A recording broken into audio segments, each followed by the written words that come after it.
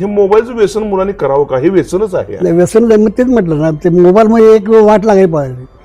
Mobile जितका चांगला आहे तितका वाईट आहे. बरोबर. जर का तुम्हाला आता ते AI जे आलेलं आहे त्यामुळे ते गुगलमध्ये बरोबर बघा, तुम्हाला काय माहिती नसेल आणि तुम्ही गुगलला विचार की ते तुम्हाला परफेक्ट उत्तर देतोय. बरोबर. हे झालं प्रॅक्टिकल, ज्याच्याकडून तुमचा फायदा होईल असं. पण त्या मोबाईलमध्ये जर काही दिवसेंदिवस तुम्ही ती वेब सिरीज बघत बसला काय, पण ते मग तुमचं लक्ष राहणार कसं त्याच्यावर? त्यामुळे ते कसं होतं, मग त्या मुलामुलींना वाईट ओढ लागते जरा. बरोबर. तुम्ही त्या अभ्यासावर किंवा तुमच्या करिअरवर केंद्रित करू शकत नाही. बरोबर. तुम्ही विचलित होता तुम्ही. बरोबर. आणि मग ते तुम्हाला जे पेपर वाचायला मिळते ते नको वाटते, किंवा पेपर वाचायचं नको वाटते काही वेळा. इतकं वाईट आहे ते मोबाईलचं वेळ. जय हिंद, जय भारत. आज अशा एका महान व्यक्तीकडे आलेलो आहे की यांचा जन्म कोल्हापूर जिल्ह्यामध्ये राधानगरी तालुक्यामध्ये गुडाळ गावात झाला, जे एकदम दुर्गम भागात असणारं गाव आहे. आणि जन्मतारीख आहे 15 सप्टेंबर 1946. की महाराष्ट्र हायस्कूलचे पहिले विद्यार्थी आणि प्रिन्स शिवाजी मराठा बोर्डिंग जे आहे छत्रपती शाहू महाराजांनी 1920 साली स्थापन केलं, त्या बोर्डिंगला 1962-63 साली शिष्यवृत्तीचा विद्यार्थी म्हणून हजर झालेले व्यक्तिमत्व आहे. आज यांचं वय जरी 80 वर्ष वाटत नसलं तर यांचं वय 80 आहे, कारण 1946चा जन्म आहे. आपण विचार करू शकता. तर ती व्यक्ती एक सर्वसाधारण विद्यार्थी, शिष्यवृत्तीचा विद्यार्थी म्हणून तिथं आला आणि आज प्रिन्स शिवाजी मराठा बोर्डिंग हाऊसचे चेअरमनपदी विराजमान आहेत. मग एक सर्वसाधारण कुटुंबातून येणारा मुलगा हा चेअरमनपर्यंत पोहोचतो, म्हणजे जीवनामध्ये सर्वस्व पद हासिल केलेला प्रकार हा आहे. अशा महान व्यक्तीजवळ आलेला आहे. त्यांच्या जीवनाचा प्रवास फार खडतर आहे. तो प्रवास आपण आज जाणून घ्यायचा आहे. तर अण्णा नमस्कार. नमस्कार. की तुझं बालपण कसं होतं अण्णा? तसं खरं म्हणजे माझा जन्म ॲक्च्युली मुंबईला होता. मुंबईला? बर. डेराडूला. माझे वडील गिरणी कामगार. गिरणी कामगार होते. बर बर बर. म्हणजे घरची परिस्थिती बेताची. हो. बरोबर. हा. त्यानंतर मी जवळ 8वीपर्यंत मला वाटतं मी मुंबई शिक्षण घेतलं डेराडूला. बर. त्यानंतर मग वडिलांची तब्येत बंद असल्यामुळे आमचे आई वडील गावी आले होते. बर. आई 2 महिने शेतमजूर करून तरी दिवस काढलेत आई वडिलांने. बर बर बर बर. मग त्यानंतर मी या बोर्डिंगमध्ये आलो ते साल 63-64 सॉरी 62ला मी इथं कोल्हापुरात 8वीला इथं हायस्कूलमध्ये आलो. आणि 64ला मी इथं पहिले बॅच म्हणून 11वी पास झालो. बर. त्यानंतर मला हुशार असल्यामुळं हाफ फ्रीशिप होती. त्यानंतर मी इथं कोल्हापुरात राजाराम कॉलेजला ॲडमिशन घेतलं. बर. राजाराम कॉलेजमध्ये मी PD FY पर्यंत सायन्समध्ये शिकलो. त्यानंतर मॅथमॅटिक्स फेल झाल्यामुळं मी काय केलं की BAला ॲडमिशन घेतलं. बर बर. मग मी इथं राहायची काय सोय नाही म्हणून मी चुलत्यांच्याकडे गेलो. त्यांचा रुपा इंजिनिअरिंग कॉर्पोरेशनमधून उद्यमभरात कारखाना आहे ऑइल इंजिनचा. बर बर. तिथे टायपिस्ट कम क्लार्क या पदावर मी रुजू आलो. म्हणजे काम केलं त्यावेळी? हो ॲक्च्युली काम केलं. बर. स्टोअर किपर म्हणून क्लार्क झालो. बर. त्यावर त्याचं चांगलंच ज्ञान मला मिळालं. म्हणजे त्यावर मी सगळे इन्शुरन्स कंपनी म्हणजे एक्साईजचं काम, इन्शुरन्स, त्यानंतर पगारपत्रक, ही सगळी कामं करत करत तिथं मी त्यात आमचं वर्कशॉप असल्यामुळं माझे ते वर्कशॉपकडे जास्त ओढ होते. मी माझ्या डोक्यात असाल की आपण इंडिपेंडंट काय सुरू करू नये. बरोबर. मग मी तिथं साईडला एक रूम भाड्याने घेतली होती आणि 2 कामगार घेतले आणि कपाटाचं प्रोडक्शन सुरू केलं. बर बर बर.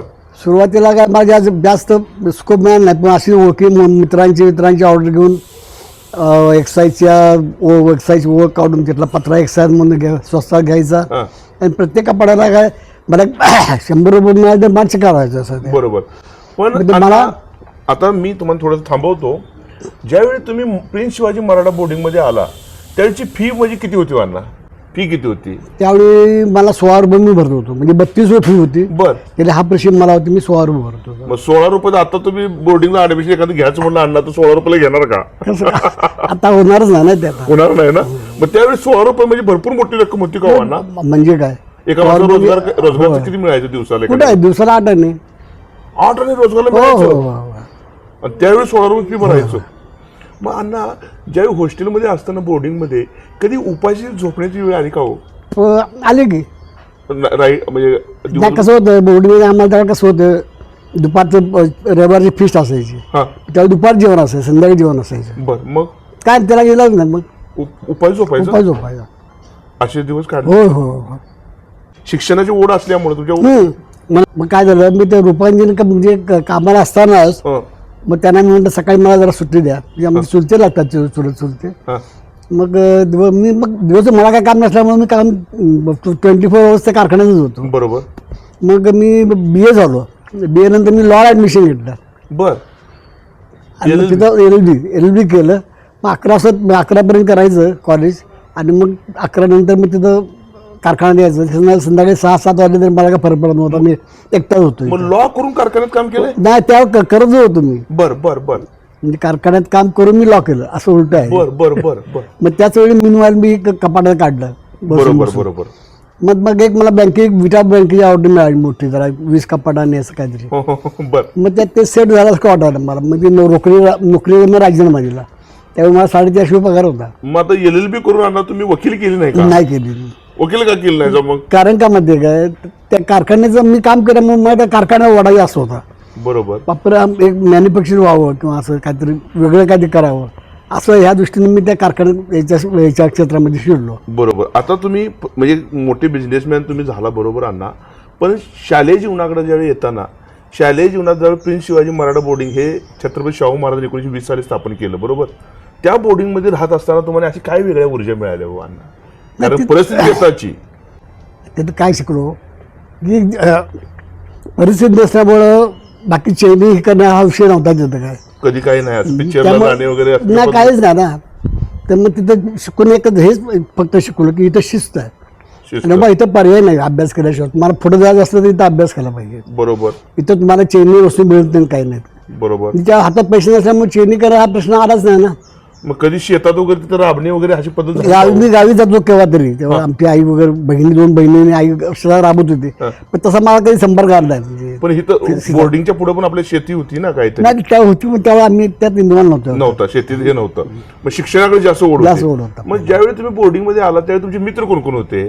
त्यावेळी माझ्याबरोबर ते किल्लेदार होते. डीजी डीजे किल्लेदार चौगले त्यानंतर चौगले होते आणि हदगल म्हणून कोण होते? हातगण मुली होते. मग असा काही किस्सा घडला का हो की बाबा नागनाथांना नायकोडी पण त्यांची पत्नी पण पहिली विद्यार्थिनी आपल्या बोर्डिंगच्या होत्या होती परंतु ते आमच्या अगोदरच्या त्या. पण असा काही योग घडला का बोर्डिंग मध्ये असताना अशा काही वेगवेगळ्या घटना म्हणजे मजाच्या काही गोष्टी घडल्या का. हसणं म्हणजे स्पर्धा म्हणा किंवा काय म्हणा असं काही झालं का कधी. असं त्यावेळेला काय एवढं कसं होतं आमचा काळच वेगळा होता. हा, असं काय झगझमाट आत्ता जो आहे ना हा. तसं काही नव्हतं. सगळे शांत होतं सगळं. सगळं शांत. आम्ही तो आवाज सोडून बाहेर जातच नव्हतो ना. बरोबर. आणि आता शिक्षण- ग्राउंड होतं ते आमचे फुटबॉल वगैरे त्या ग्राउंडमध्येच खेळायचं. क्रिकेट त्या ग्राउंडमध्येच खेळायचं. म्हणजे फुटबॉलवर खेळलाय हो हो त्या ग्राउंडवर त्या खेळलाय. ग्राउंड खेळत मी. क्या बात आहे क्या बात आहे. बरोबर. मग आता त्याच बोर्डिंगमध्ये एक साधारण शिष्यवृत्तीचा 16 रुपये फी भरून येणारा विद्यार्थी आणि चेअरमन ह्यामधला जो डिफरन्स आहे तुम्हाला आता काय वाटतं ते काम करताना तुम्हाला काय ऊर्जा येते हो. आता 80 वर्ष वय आहे तुमचं. हो हे म्हणून मला बरं वाटतं ना. मी मनापासून काम करतो ना. बरोबर. आता मी आल्यापासून मी आता 4 वर्ष आहे जवळजवळ. ज्या 4 वर्षामध्ये कोरोनामुळे जे शिक्षण मिळत नव्हतं आपल्या मुली होय, वगैरे होय, बरोबर. त्यांच्यासाठी मी B फार्मसी काढलं. बरोबर डी फार्मसी काढलं. 2 डी फार्मसी 1 B फार्मसी काढलं. बरोबर एक मुलींचं सेपरेट काढलं इथं. तर बरोबर. आमच्याकडे मुलींचं वसतिगृह आहे. बरोबर हे पुढचं जे मी तिथं ऍक्च्युली काम केल्यामुळे किंवा ते राहिल्यामुळे मला समजलं की आज काय रिक्वायरमेंट आहे बरोबर. समाजाची. बरोबर आहे. त्यामुळे खेडेला पोरं आमच्याकडे शिकतायत ना माझ्याकडं. बरोबर आहे. मग गेली 45 वर्ष झालं प्रशासनामध्ये आहे अण्णा. आहे. तुम्ही कारण 40 वर्ष संचालक होता मला वाटतंय. 40 वर्षाला संचालक आहे. बरोबर. मग तुम्ही DB पाटील साहेबांच्या अंडरमध्ये सुद्धा काम केलं काम साहेब. करेल त्यांच्या आता. बरोबर. व्यक्तिमत्व म्हणून DB पाटील साहेब कसे होतात. मी चांगलं होतं एकदम आणि कणखर माणूस आणि कार्यपद्धती एकदम सरळ. बरोबर. म्हणजे असं बाबा कोण आपलं आहे जवळच आहे काय नाही. सगळ्यांना न्यायासारखंच सारखं. हा बरोबर. आणि चुकलं की खरं- कुणाला पण बोलायला माग बघणार नाही. मागं बघणार नाही. आणि खरं सांगायचं तर DB पाटलांनी संस्था कुठं बाहेर जाऊ दिली नाही. बरोबर. आता ह्या तसं संस्था जशी मोठी होईल हा, त्याची बाहेर तसे जाते. बाहेरचे हस्तक्षेप वाढायला होते. हो, बरोबर आहे. तर ते DB पाटलांनी ते सांभाळलं. बरोबर. कुठल्याही बाहेरच्या माणसांचं इंट्रोड्यूस त्यांनी केलं नाही. जेवढे कोण आमचे संचालक वगैरे आहेत ते सगळे ह्या बोर्डीमध्ये राहिलेले संचालक आहेत. हो हो हो, तेच मी पहिले असं एकमेव महाराष्ट्रातलं बोर्डिंग असेल की ज्या बोर्डिंगमध्ये एवढी वयस्क माणसं काम करतात आणि ते पण ताकदीनं, म्हणजे किल्लेदार सर असू द्या किंवा तुम्ही असू द्या आणि भरपूर लोक आहेत ती वयस्कच आहेत. होय होय. मग विचारलं की म्हणतात हे विद्यार्थी आमचे हॉस्टेलचे. अगदी अगदी. मग ही अशी लोक ज्या असतात त्यावेळी तुम्ही पूर्ण ताकदीनं काम करताना एक वेगळी ऊर्जा मिळते का नाही? हो, आज मिळणारच की. कारण काय आहे, ज्या ठिकाणी मी अन्न खाल्लं आहे ती संस्था मोठी व्हायला पाहिजे असं आहेच ना. असं का वाटून नाही आम्हाला? बरोबर. आणि असा पण काल होता म्हणतात की शिवाजी पेठेमध्ये आपले विद्यार्थी प्रत्येकाच्या घरी पण हो, ते आमच्या अगोदरचा काळ कसा होता, आम्ही आलो त्यावेळेला फी घेऊन आम्हाला जेवण देतोय. बरोबर. त्याच्या आमच्या अगोदर की ज्यावेळेला अगदी जास्त मुलं नव्हती, एक 15-20 किंवा 30 पोरं असतील, त्यावेळी फ्री बोर्डिंग होते. बरोबर. फ्री बोर्डिंग मध्ये असल्यामुळे तिथं काय जेवणाची व्यवस्था मध्ये काय नव्हती. मग त्या पोरांचं काय करायचं? मग ते मंगळवार पेठेतले वगैरे शाळुके वगैरे जे आहेत आता, शिवाय पेठेत म्हणा किंवा आमची पीजी माने म्हणा, मग पर्टिक्युलर मला पीजी मानेचाच आधार होता. त्यानंतर आमची पन्हार साहेब म्हणा, ही सगळी इंग्रजी म्हणा, ही सगळी जुनी जी तिथे आजूबाजू होती ना सगळी, तर त्यांनी काय केलं, प्रत्येक घरी होत्यानं तू मंगळवार माझ्याकडे ये, तू बुधवार माझ्याकडे ये, तू शुक्रवार माझ्याकडे ये, असं प्रत्येकाला वार वाटून दिले. ते त्याने जायचं, उभा राहायचं, ते जेवायचं आणि मग परत बोर्डीमध्ये यायचं. असं ते म्हणजे वारावर त्यावेळी मुलाला जेवत होत. बरोबर. असं तो ते. तुम्हाला कधी असा योग आला का? नाही, मला काय आला नाही, पण पहिल्या लोकांना तसा आला. पहिल्या लोकांना आला. मग तो आम्ही आदर्श घडला ना. बरोबर. ती कशी शिकली त्या मनानं आमच्याकडे आज आम्हाला भयंकर फॅसिलिटीज आहेत ना. बरोबर. मोठमोठे असं व्यक्तिमत्व तुम्ही नागनाथांना नायकोडी यांना बघण्याचा योग आला? होय होय होय. कसं कधी बोलण्याचा योग आला? बोललं की आता काय झालं, मी इरिगेशनचा कॉन्ट्रॅक्ट असल्यामुळं टाकला तेव्हा आमदार होते. आणि मग आमचे मित्र बदली करायसाठी मी त्यांच्याकडे गेलो होतो. त्यांनी दिलं काय सांगितल्याबरोबर 2 मिनिटात पत्र दिलं, बदली बी त्यांनीच केली आमची. त्यामध्ये आम्ही त्यांच्या रूममध्ये जाऊन बसत होतो, त्यांच्याशी गप्पा मारत होतो. अण्णा व्यक्तिमत्व कसे होते? अगदी एकदम सुंदर. म्हणजे तुम्हाला काय कुठल्याही गरीब म्हणजे कुठल्याही व्यक्तीला मदत करायची म्हटलं की अण्णांचा हात नेहमी पुढे असायचा कायम कायम. मग त्यांच्या पत्नी ज्या होत्या पहिल्या विद्यार्थी आपल्या बोर्डिंगच्या, त्यांना भेटण्याचे कधी नाही, त्यांची भेट झाली नाही का? म्हणजे त्या पहिल्या विद्यार्थी आपल्या बोर्डिंगच्या, की तुम्ही प्रिन्स शिवाजी मराठा बोर्डिंगमध्ये चेअरमनपदी काम करताय. आता जे विद्यार्थी बघताय, आता जे विद्यार्थी पहिले विद्यार्थी, यामध्ये तुम्हाला काय फरक जाणवतो? आता सांगू द्या, त्यावेळेला मी तुम्हाला मगाशी सांगितलं की पूर्वी आम्हाला फॅसिलिटी नव्हत्या, काय नव्हतं. बरोबर. बेकिबे अभ्यास करणे एवढा धंदा होता आमचा. बरोबर. आता विद्यार्थ्यांना काय आहे, सगळ्या फॅसिलिटी आई वडील देत आहेत. बरोबर. त्याला गाड्या घेऊन दिलेल्या आहेत पोरांना. बरोबर. त्यामुळे काय पायी जायचा प्रश्न येत नाही, काही नाही. बरोबर. त्यानंतर आता कल जर बघितला की बोर्डिंगमध्ये राहायचे मानसिकता मुलांची नाही आहे. बर. आणि वडिला म्हणजे पालकांची पण नाही आहे. पालक स्वतः आमचा जेव्हा आमची परिस्थिती नव्हती आमची, ठीक आहे. आत्ताची परिस्थिती आहे, आमच्याकडे 2 पैसे आहेत, आमच्या आपल्या पोराला चांगल्या हॉस्टेलमध्ये ठेवू. बरोबर. विद्यार्थी सगळ्या सुविधा म्हणजे काय पाहिजे ते चांगल्या कॉलेजमध्ये घालू. बरोबर. नावाडल्या कॉलेजमध्ये घालू, लाखला फी भरू. हो, भरत्यात. आता असा ट्रेंड आहे. आपल्याकडे एकदम मात्र फी आहे, आमच्या नामंत्र आहे. आम्ही आज सुद्धा 32 मध्ये तुम्हाला जेवण घालतो. किती रुपयाला? 3200, 3200 एवढं जेवण सगळं राहण्या जेवण सगळं गरम. 32 रुपये आणि 3200, फक्त 0.2 वाढवलेले आहेत तुम्ही 1961 पासून. अगदी बरोबर आहे.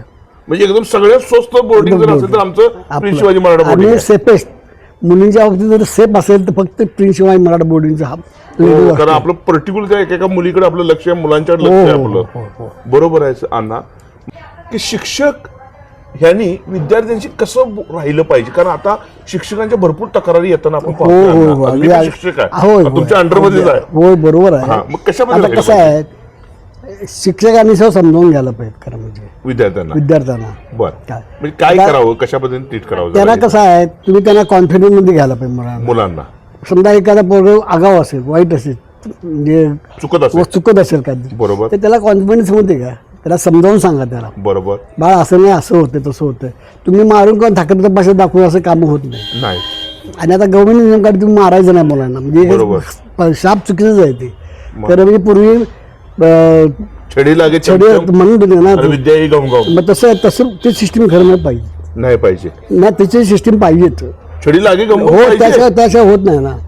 बरोबर आहे. त्यामुळे आता मुलांना काय मोकाट सुटले शिक्षकांना उलट बोलताय होय, बरोबर. काय राहिलेलं नाही ना तसं. मग समजा आम्ही एखाद्या विद्यार्थी सजा दिली तुमच्या तक्रार आली तर तुम्ही आम्हाला पनिशमेंट देणार आहात? देणार गव्हर्नमेंट नियमच आहे. नियमच आहे. मग आता विद्यार्थी जर मला एक सांगा सर, सर्वसाधारण परिवारातून विद्यार्थी येतो, त्यामुळे शिक्षकांनी विद्यार्थ्यांचे दुर्लक्ष करणं गरजेचं आहे का? काय करणं? कारण काय झालं नाही नाही, मी काय म्हटलं मग तुम्हाला म्हटलेलं आहे, तुम्ही काय करा, सगळे विद्यार्थी काय चावड नसाय किंवा दंगा करणार. बरोबर काही जणांना खरोखर त्या अभ्यासाची काळजी असते, त्याला काय पुढचं ध्येय घाटायचं असते. बरोबर बरोबर आहे. त्याची ठराविकमुळे हाताय बोटा मोजण्यात की मुलाशी आवड असतात ते. बरोबर. त्याला तुम्ही कॉन्फिडन्स मध्ये घ्या, तुम्ही Yes. त्यांच्याशी गोड बोला, काउन्सिलिंग करा. काउन्सिलिंग करा त्याला. बरोबर. पालकांना बोलवून घ्या. हो, पालकांना बोलून घ्या, त्यांना सांगा हो तुमचा मुलगा असा आहे तसा आहे, असं तुम्ही असं करायला लागतं तुम्हाला. बरोबर असं करून त्यांना त्या विद्यार्थ्याला तुमच्या ह्याच्यामध्ये आणा, बरोबर तुमच्या कवेमध्ये आणा, बरोबर. म्हणजे जेणेकरून तो मुलगा सुधारला पाहिजे, म्हणजे प्रोफेशन म्हणून काम करायला पाहिजे. केलं पाहिजे सध्या. आणि जर असं केलं तर आपलं एक तुम्ही जसं आनंद जीवन आता वयाच्या 80 वर्षाचं भोगताय तसं आम्ही सुद्धा भोगू भोगणार की भोगायलाच पाहिजे. प्रत्येकाची अपेक्षा असते की आपला आनंद मिळावा मरेपर्यंत. बरोबर. तुमच्या बरोबर आतकिरे सर पण होते पहिल्या काळामध्ये. पूर्वी आम्हाला त्या शिक्षक होते ते आत्तेगिरी सर. बर. काय कशा ते पहिले शिक्षकांची वचक कशी होती? मग वचत नाही असंच ना, दसरा मारायची ते वडिले सण म्हणा ते म्हणा, मारायचे हाय गरज नाही. आणि कधी तक्रार नाही, घराजवळ सांगायचा संबंधच नाही. घरात काही कोणकडे फिरकायचं नाही. तर त्याला माहिती आहे आत्तेगिरी सरांना मारले म्हटल्यावर का विषयच नाही, पोरांचा हॉटपणा केला त्याशिवाय त्या मारणार नाही ना. तुम्ही घराचं सांगितलं तर घरातल्या तुम्हाला मारणार. विषय प्रश्न येत नाही. बरोबर. मग आजच्या पालकांनी मुलांच्यासाठी कुबड्या बनताना दिसत आहेत पालक, म्हणजे एकदम सोडायला तिची बॅग घेऊन सुद्धा येतात. हे कसं कसं आहे नाही, चुकीचं आहे ना ते. बर. तुम्ही त्याला आम्हीच ट्रीटमेंट, मी तुम्हाला मगाशी म्हटलं का नाही, आज पालकांच्याकडे पैसे झाले, पूर्वी का पैसे नव्हते. बरोबर बरोबर आहे. त्यामुळे ते आपल्या मुलाला जास्तीत जास्त फॅसिलिटी द्यायचा प्रयत्न करता. बरोबर. पण मी काय म्हणतो असं काय नाही बा तुम्ही मोठ्या शाळेत घाला नको, घालून नाही असं मला म्हणायचं नाहीये. पण ते घालत असताना आपला मुलगा काय करतोय बरोबर तुम्ही विचारलं पाहिजे त्या मुलाला, कोण मित्र आहे ते लक्ष ठेवायला पाहिजे. माझा मुलगा बा शाळेत जातो का नाही, जाऊन ते ज्या शाळेत जाऊन चौकशी करायला पाहिजे, तो कोणाबरोबर फिरतो ते बघायला पाहिजे तुम्ही. बरोबर. पालकांनी जागरूक राहिलं पाहिजे. पालकांनी जागरूक नाही राहिले तर मग पोरं भरकटतात अशी. बरोबर. नुसतीच तुम्ही फॅसिलिटी देऊन काय रिकाम होणार नाही, ते तुमचं काय कर्तव्य संपत नाही तर. बरोबर. मग काय तिने अशी सगळ्या चौकशी केल्या पाहिजे. त्यांचं तुमचं कामच आहे, पालकांचं कामच आहे ते. बरं काय होतं पालक मग यावं म्हणतो की आम्ही मग कामं करायची, आमच्या व्याप आमचा एवढा मोठा, मग आम्ही कधी कसं लक्ष द्यायचं काय. मग आता आपल्या कॅम्पसमध्ये जवळजवळ 10,000च्या वर विद्यार्थी ह्याच्यात शिकतायत. बरोबर. चालणार एवढ्या विद्यार्थ्यांच्या वर एका शिक्षकांना म्हणजे पर्टिक्युलर शिक्षकांना लक्ष देणं शक्य नाही. शक्यच नाही ना, शक्य होतच नाही. त्यामुळे पालकांचं काम असं आहे की त्यांनी यायलाच पाहिजे कंपल्सरी. फार मोठा संदेश चेअरमन साहेब देत आहेत. पालकांनी सुद्धा आपल्या मुलासाठी जागरूक राहणं गरजेचं आहे, सतर्क राहायला पाहिजे, त्याशिवाय ते होत नाही. दुसरी गोष्ट अण्णा, तुमच्या काळामध्ये आणि आताच्या काळामध्ये व्यसनाधीनता वाढलेली आहे. तुमच्या काळामध्ये अशी काही भानगड होती का? नव्हतीच ना. काय मगाशी म्हटलं तुम्हाला, त्यावेळी पैसे हा विषय नव्हताच ना, पैसे नसायचे मग करायला प्रश्न आलाच कुठं. आणि आताही वाढल्या मुलांच्या. आता वाढलं मग तसंच ना. तुम्हाला आता काय झालं, हल्ली ते मुलांना पॉकेट मनी द्यायची सवय लावली पालकांनी. बरोबर. मग पॉकेट मनी म्हणजे तो काय त्याच्यावर खाण्यासाठी खर्च करतो का आणि कशासाठी खर्च करतो तुम्ही लक्ष द्यायला नको. बरोबर. आणि त्यामुळे हे व्यसनात मुलं झाली. त्यामुळे मुलांना पॉकेट मनी सुद्धा देताना पालकांनी विचार करायला पाहिजे आणि त्याला किती द्यायचा हे तुम्ही ठरवा पाहिजे ना. मग अण्णा एक प्रश्न विचारतो, तुमच्या काळामध्ये तुमचा पॉकेट मनी किती वेळ असायचा? पॉकेट नसायचं ना आमचं. 2 रुपये असला तर म्हणजे हो, फार मोठं. 2 रुपये असले जवळ तर मोठं, म्हणजे फार मोठं झालं. म्हणजे त्यावेळी काय आम्हाला जास्तच कुठं एक आणा 2 आणा का वस्तू मिळायची अशा. बरोबर. पेन वगैरे 5 पैसे वगैरे त्याला काय, त्यामुळे काही असलं भानगड भानगडच नाही ना काय. दुसरी गोष्ट, मुलांच्या सहनशीलताना कमी झालेली आहे, याच्याबद्दल तुमचं मत काय? शक्य कसं आहे, मग तुम्ही म्हटलं का नाही, या मुलांना बाकीचं आपल्या परिस्थिती जाणून असते. बरोबर. बरोबर. त्यामुळे त्यांना काय वाटतं की माझा वडील फार मोठा आहे, काय पण करू शकतात, काय वाटलं ते करू शकतात. त्यामुळे त्यांची सहनशीलता वाढलेली आहे. हो, ते हे वाढलेलं इन द सेन्स त्या समोरच्या माणसाला समजून घेत नाहीत. बरोबर. त्याला लगेच राग, उलट बोलून लगेच राग येतोय. बरोबर. बरोबर. मग त्यांनी समजून घेतलं पाहिजे. समजून घेतलं पाहिजे ना. की तुम्ही ज्यावेळी लहान होता, मला असं वाचण्यात आलं तुमच्या ह्याच्यामध्ये की वडिलांचं क्षेत्र लवकरच तुमच्यावरून हरवलं. तुम्ही किती वेळ असताना वडील वारले? तो वडील वारले मी मला वाटतं 6वी का 7वीला असताना वडील वारले. बरोबर. मग एकदम तुम्ही लहान असताना वडील वारल्यामुळं घरातल्या भरपूर काही गोष्टी म्हणजे एक नंबरवरून तुम्ही डायरेक्ट खाली आला. हो, हो, बरोबर. हो. त्यामुळे आईना पण त्रास झाला, तुमच्या बहिणीने त्रास सहन हो, केला, अगदी. तुम्ही सांगितलं अण्णा. त्यामुळं सुद्धा तुम्हाला बोर्डिंगला राहताना मला काहीतरी करायची ही उर्मी आली ही का? आली ना, त्यामुळे तर आली ती. परिस्थिती बघितली तुम्ही समोरून, होय. त्यामुळे तुम्हाला असं वाटतं की आता मला शिकायला आता पाहिजे. दुसरा पर्यायच नाही माझ्याकडे आता. मग आताच्या मुलांना सुद्धा अशाच पद्धतीने शिकायला पाहिजे की मला काहीतरी करायचं आहे. असं केलं तर फारच चांगलं आहे ना उलट ते. बरोबर. तुम्हाला ध्येय गाठा असेल तर तुम्हाला झिजलं पाहिजे ना, काहीतरी केलं पाहिजे. नाही काही केलं तर काही मिळणार काय नाही. मिळणार नाही तुम्ही जीवनात फेल्युअर होणार. बरोबर. फेल्युअर येणार, फार मोठी गोष्ट आहे. मग अण्णा आता बोर्डिंग मध्ये असताना किल्लेदार सर म्हणा, हादगर सर म्हणा, तुमचे मित्र, मग कधी काय अशी मजा मस्ती काय तुमची व्हायची का नाही? कडे एखाद्याला मारामारी वगैरे अशी काही भानगड केली जागा का? असाच म्हणजे आज तुमची मैत्री आहे. हो, हो. दंगा असायचा की आमचा. दंगा असायचा. होय. मग त्यावेळीचे काही दिवस आठवले की तुम्हाला हसू येतं का नाही? होय, बरोबर आहे की. कारण आज तुम्ही दोघे एकत्र काम करता. हो, हो. बरोबर. आणि त्यावेळेचे दिवस बाबा मी तू रूम मध्ये असायचं, आम्ही भांडणं करायचं किंवा हो. शाळेला जायचं, काय असेल ते सरांचा मार खायचा वगैरे. मग कधी आतकिरे सर असू दे किंवा बाकी कुठलेही शिक्षक असू दे, कधी मारलेलं तुम्हाला एखादी आठवण आहे का हो शाळेत किंवा नाही. त्या हायस्कूलमध्ये की बाबा एखाद्या घरपाठ तू लिहिलेलं नाहीस म्हणून असं मारले, असं कधी आठवण आहे का? मला तर मग तसं मी पहिल्यापासून जसा हुशार विद्यार्थी म्हणून तिथं आहे. बर बर. मग तुम्हाला मार्क किती? 11वीला किती होती? पहिल्या 11वीला मार्क किती होती? मला 11वीला मला वाटतं 65% काय मार्क असतील त्यावेळी. त्यावेळेला. मग तो रँक त्यावेळी राजाराम कॉलेजला चांगल्या मार्काशिवाय ऍडमिशन मिळून जाईल. नव्हतं. बरोबर. बरोबर आहे. हा त्यावेळी रिझल्ट किती होता? हा. 30% ते 32%. रिझल्ट. रिझल्ट 100% बोर्डाचा. बर बर.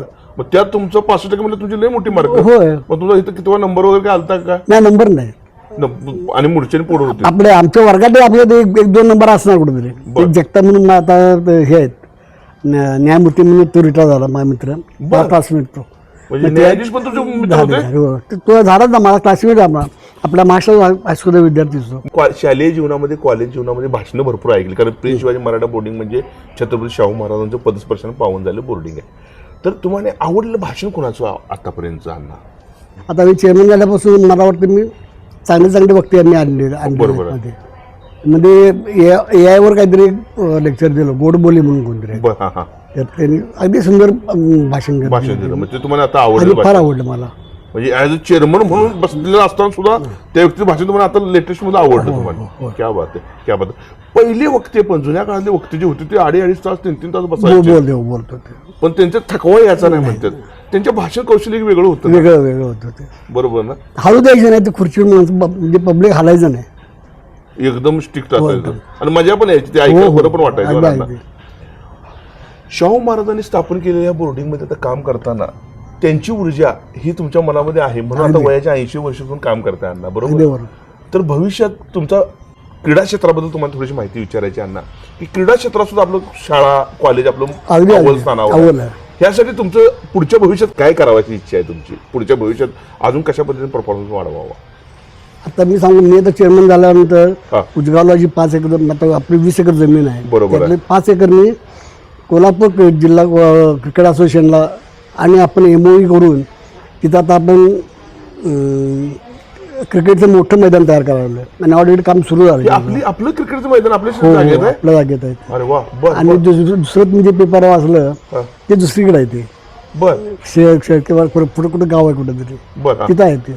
ते 30 एकर आहे आणि हे आपलं 5 एकरामध्ये आपला MOE केलेला आहे. मग आपली मुलं सुद्धा भविष्यात क्रिकेटचं खेळायचं ग्राउंड जाणार. ते जाणार की बरोबर त्यासाठी जायचे. बरोबर. उजगावच्या खेड्यातली 4-5 खेड्यातली मुलं आणि आपलं ते बरोबर. प्लस जिल्ह्यातली म्हणजे कोल्हापूर, सांगली, सातारा, रत्नागिरी म्हणा, मतलब ही पोरं सुद्धा आपल्याला येऊ शकतात ना. ही पोरं जे आम्ही बालेवाडीला जातोय बरोबर. ही पोरं कोल्हापूर येऊ शकतात. अंबरवाडीला एक 20 एकर जमीन आहे. ती तुमच्या कार्यकालातच घेतली का? हो, त्यावेळी ते आमचे मित्र ते अशोक शिंदे म्हणून होते चेअरमन, बर. त्यावेळी त्यांनी घेतली होती ती. म्हणजे ती घेऊन पूर्ण आपल्या हो, साठी. आपलं पण त्यापासून शेतीचं उत्पन्न सुद्धा आपण काढतोय आपण ना? काढतो चेअरमन, मिळतं ना आपल्याला. बरोबर. आणि तेच उत्पन्न आपण आपल्या डेव्हलपमेंटसाठी हो, वापरतोय. वापरतो. क्या बात आहे अण्णा. आता फुटबॉलला आपलं शाळा ही महाराष्ट्रात नंबर 1 ला हो, हो, आहे. अगदी. बरोबर. हे तुम्ही आता गेली 40 वर्ष झालं बघताय, तुम्हाला म्हणजे त्यात तुम्हाला बदल झालेला वाटतो का हो पहिल्यापेक्षा हो, आतामध्ये? आता पोरं म्हणजे एकदम शार्प आहेत. आता पोरं फुटबॉलची हो, अगदी अगदी अगदी. मग आता आम्ही विषय हा करतो की नवीन पोरांच्या सहनशीलता नाही, खेळाडू वृत्ती नाही आहे, बरोबर. पण ही पोरं जी आहेत ही एकदम प्रॉपर घडायला लागली. बरोबर आहे. ती आत्ताच सांगू तुम्हाला काय, आता आपले मी बघतो तर महाराष्ट्र स्कूलची किंवा ते शिवाय पिढी पोरं जी आजूबाजूला सराउंडिंग आहे हां. ते मला वाटतं ती चौथी पाचवीला का दुसरी तिसऱ्या गेली ते पायांच्या फुटबॉल आहेच. बरोबर. अहो ते पाचवीला झोप म्हणजे 5व्या दिवशी त्याच्या डोक्याला शेजारी फुटबॉल ठेवते असं मला ऐकायला. आहेच होतच. बरोबर आणि बरोबर. तो ट्रेंडच झाला आता खरं म्हणजे. ट्रेंडच झालाय. बरोबर. त्यामुळे तुम्हाला वेगळी ऊर्जा मिळते ना मिळते ते अगदी. काम करताना. हो, आणि हो. असंच पोरांनी प्रगती करावी. त्याला केलं असं म्हणणार ना शेवटी. शिक्षकांनी कशा पद्धतीने मुलांना पुढे भविष्यात शिकवावं हे तुम्ही काय सांगशील शिक्षकांसाठी अण्णा, कारण 45 वर्षाचा तुमचा अनुभव आहे. तेव्हा खरं म्हणजे शिक्षण काय करायला पाहिजे की असं एक टीमवर्क पाहिजे आपलं. टीमवर्क पाहिजे. बरोबर. ठराविक प्लेयर्सना संधी द्यायला पाहिजे. बरोबर. त्यांची परिस्थिती नसेल तर त्यांनी संस्थेकडून मदत घेऊन बरोबर पोरांना मदत केलं पाहिजे. बरोबर. त्याला काय लागतं ते तुम्ही पुरवायला पाहिजे त्यांना. हे शिक्षकाची जबाबदारी आहे. तुम्हाला जर चांगला संघ तयार करायचा असेल तर तुम्ही चांगले खेळाडू निवडायला पाहिजेत. वशील पाहिजे लावता कामा नाही, असता कामा नाही. बरोबर बरोबर बरोबर. त्यातून चांगले खेळाडू निर्माण होतील ना, तरच खेळाडू चांगला निर्माण होणार. बरोबर. मुलांनी कशा पद्धतीने इथून पुढं शिक्षकांशी वागावं राहावं. हे बघा हल्ली हे यांत्रिक जग आहे. जग आहे. बरोबर. फार पुढे गेलेलं आहे. सध्या मोबाईलचं जग आहे असं म्हटलं तर काय भाव होणार नाही. बरोबर. तुम्ही शिक्षकाचा आदर राखायला पहिला म्हणजे शिक्षकाचा आदर राखायला पाहिजे. बरोबर. त्या गुरूंना मान द्यायला पाहिजे. त्यांना बरोबर. त्यांचं काय ते शिकवतात ते तुमच्या भल्यासाठी ते केलं असते त्यांनी. बरोबर. त्यांचा जो शिक्षकाचा जो पेशा आहे ही विद्यार्थी घडवण्याचाच पेशा आहे तो. बरोबर. मग तुम्ही त्या शिक्षकांना समजून घ्यायला पाहिजे. समजा एक वेळ समजा शिक्षकांना चुकत असेल तर तुम्ही जाऊन सरळ सांगायला पाहिजे, सर हे चुकते आम्हाला पटत नाही म्हणून. तुम्ही बरोबर. तुम्ही उद्रेक करून चालत नाही त्याला. बरोबर आहे. म्हणजे विद्यार्थ्यांना सुद्धा एक संदेश आहे साहेबांच्याकडून की शिक्षक चुकत असतील, माणूस हा चुकणार. बरोबर ना. तर माणूस चुकला तर तुमचं काम आहे की त्यांना पर्टिक्युलर भेटून त्यांना सांगायला पाहिजे, सर तुम्ही इथं चुकताय, अशा पद्धतीने व्हायला पाहिजे हे सांगायला पाहिजे, उद्रेक करायला नाही पाहिजे हे सांगतात. अण्णा जाता जाता शेवटचा प्रश्न हा विचारेन, दुनिया मोबाईलचं युग आहे. आता तुम्ही बोलता बोलला ह्या मोबाईलमध्ये मुलं व्यस्त आहेत. हे मोबाईलचं व्यसन मुलांनी करावं का? हे व्यसनच आहे. नाही व्यसन नाही, मग तेच म्हटलं ना, ते मोबाईलमध्ये एक वाट लागायला पाहिजे. मोबाईल जितका चांगला आहे तितका वाईट आहे. बरोबर. जर का तुम्हाला आता ते AI जे आलेलं आहे त्यामुळे ते गुगलमध्ये बरोबर. बघा तुम्हाला काय माहिती नसेल आणि तुम्ही गुगलला विचार की ते तुम्हाला परफेक्ट उत्तर देतोय. बरोबर. हे झालं प्रॅक्टिकल, ज्याच्याकडून तुमचा फायदा होईल असं. पण त्या मोबाईलमध्ये जर काही दिवसेंदिवस तुम्ही ती वेब सिरीज बघत बसला काय, पण ते मग तुमचं लक्ष राहणार कसं त्याच्यावर. त्यामुळे ते कसं होतं, मग त्या मुलामुलींना वाईट ओढ लागते त्याला. बरोबर. तुम्ही त्या अभ्यासावर किंवा तुमच्या करिअरवर केंद्रित करू शकत नाही. बरोबर. तुम्ही विचलित होता तुम्ही. बरोबर. आणि मग ते तुम्हाला जे पेपर वाचायला मिळते ते नको वाटते किंवा पेपर वाचायचं नको वाटते काही वेळा. इतकं वाईट आहे ते मोबाईलचं वेळ. बरोबर बरोबर. मग त्यामुळे मोबाईल पासून लांब राहिलं. अगदी लहान मुलांना तर ते देऊच नाही, अगदी कमी वेळ द्यावा आणि मुलांना सुद्धा कमी वेळ वापरावा. बरोबर ना. अगदी बरोबर. फार मोठी गोष्ट आहे. आज आमचे आदरणीय चेअरमन साहेब जे 1946 साली त्यांचा जन्म झाला, वयाचं 80 वर्ष वय आहे आणि आज तरुणाला लाजवेल असे काम करतायत. आज सुट्टीचा दिवस आहे म्हणून भेटलेत मला भेटले नाहीत ऑफिस टाईममध्ये, कारण कायम बिजी असणारे व्यक्तिमत्व. ह्या व्यक्ती महान आहेत ज्यांनी शिष्यवृत्तीमधून ते आपल्या इथं आलेले आहेत आणि आज चेअरमन पदावरती विराजमान आहेत. माणसाला फार मोठं व्हायचं असेल तर हीच गोष्ट सगळ्यात मोठी गोष्ट आहे की ते तिथपर्यंत पोहोचलेत. तर असं सर्व विद्यार्थ्यांनी सुद्धा जे गोष्टी त्यांनी बोलल्यात त्या फार महत्त्वाच्या गोष्टी बोलल्या. त्याचबरोबर शिक्षकांना सुद्धा जो संदेश दिला आहे तो सुद्धा फार महत्त्वाचा संदेश दिलेला आहे. त्यामुळे येणाऱ्या काळात या मुलाखतीचा फायदा तर होईलच होईल, पण सर्व व्यक्तींनी जर असं पालन केलं तर येणाऱ्या काळात आपण सुद्धा एक आनंदी जीवन जगू शकतोय आणि मोठं व्यक्तिमत्व होऊ शकतो. एवढंच मी तुम्हाला सांगतो. आणि आज आमच्या अण्णांच्या जवळ आलो आणि त्यांची मुलाखत घेतली. फार छान वाटलं. नमस्कार अण्णा. जय जय.